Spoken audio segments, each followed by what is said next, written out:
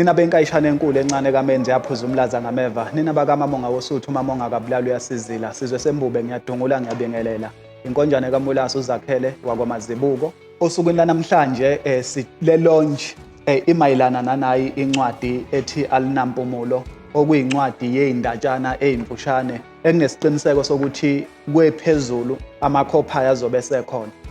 Ngingekhohlwe-ke abantu abafaka isandla noma babe ihlombe elibanzi ukuze lo msebenzi uzoba impumelelo. Cishe mhlampe nje kokuqala singaqale sibonge kakhulu uMabhodla ubaba uMbonambi okube yiyena kanjalo nehhovisi lakhe abangivulela umnyango wokuthi sikwazi ukubuyekeza umsebenzi engiza nawo.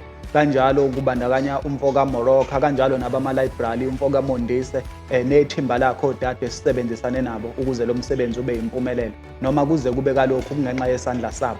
Ngimbonge kakhulu futhi nomfoka Hlomuka uSizwe Ngidi obambe elikhulu iqhaza ekungi-editheleni noma ekungibhekeleni lo msebenzi ukuthi ube yilo mumo oyiwona namhlanje.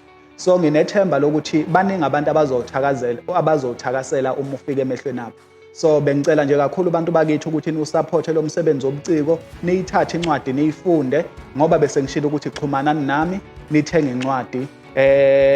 Osukwini namhlanje-ke njengoba ibilonjwa nje i-150 kodwa i-original price yayo i-170.